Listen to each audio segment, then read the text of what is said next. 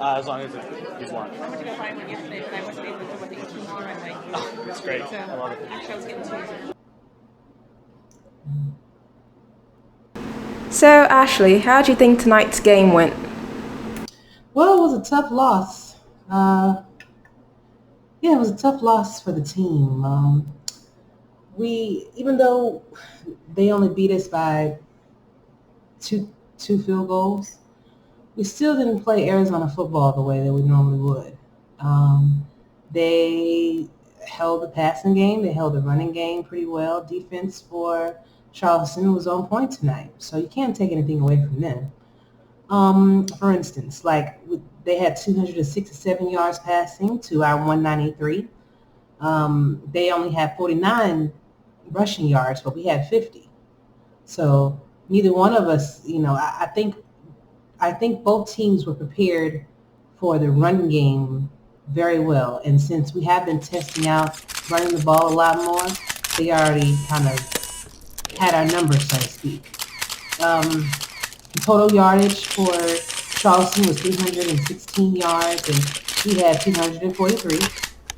And a lot of that had to do with me not passing the ball downfield a lot. I think that in this game we played it a little bit too safe.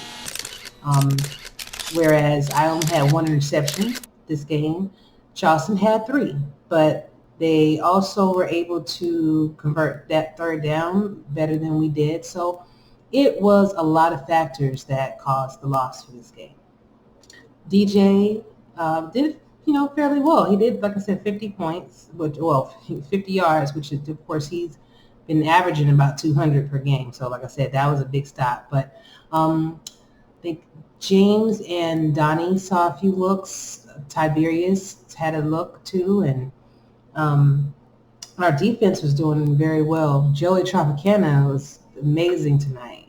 It seems like he was all over the field. He had a BJ Loveless style performance this time around. Eddie Gage had the interception, and there were two more, unfortunately, that I can't think of at the moment. But yeah, it was amazing ball to watch on both sides. We kept it close as long as we could. It was 10-10 for the longest.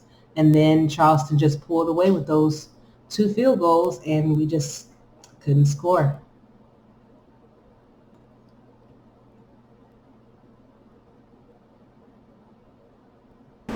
What do you think changed late in the fourth quarter when suddenly the Scorpions' offense started to click? Well, late in the fourth, we did have a small comeback. We we thought that we were going to be able to get that touchdown that we needed to we knew it was going to be a close game first off.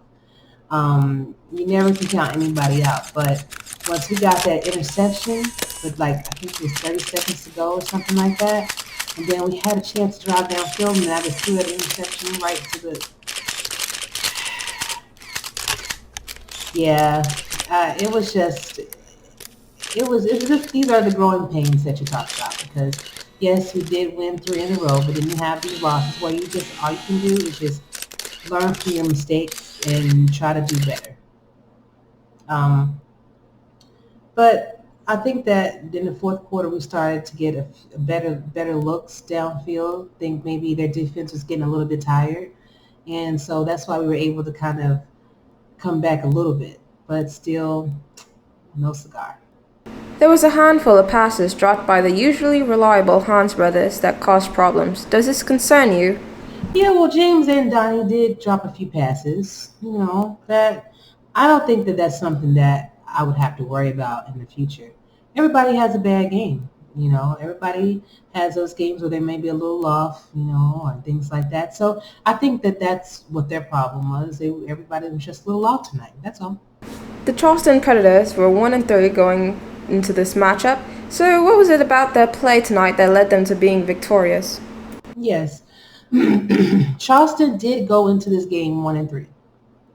And I knew that they had a lot to prove to themselves. Coaches wanted to make sure that their team didn't get discouraged. So I'm sure that they studied their butts off, to make sure that they could account for everything.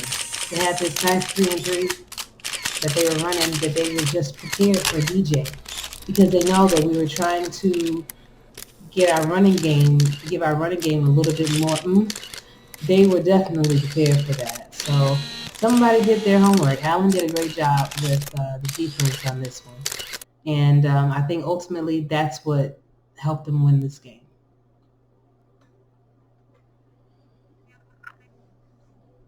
What can you do as a GM to get this team back on track? As GM, the only thing that I could do for my team is just make sure that they get their progressions done on time. Make sure that they understand that this is only one loss. I mean, we still have a whole season to play. So it's about encouraging them, to make sure that, again, do progressions on time. We normally have most of our progressions done before 12 p.m.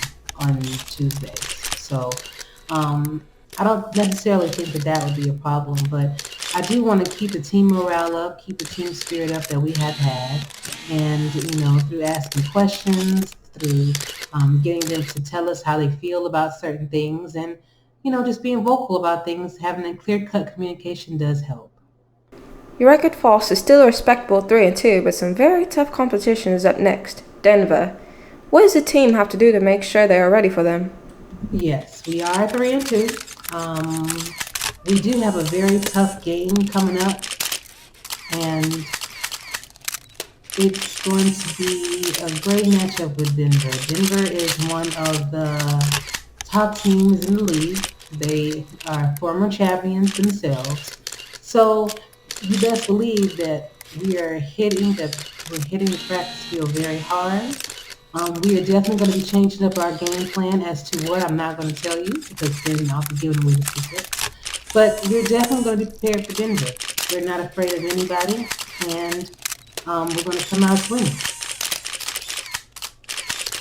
All right? Thanks.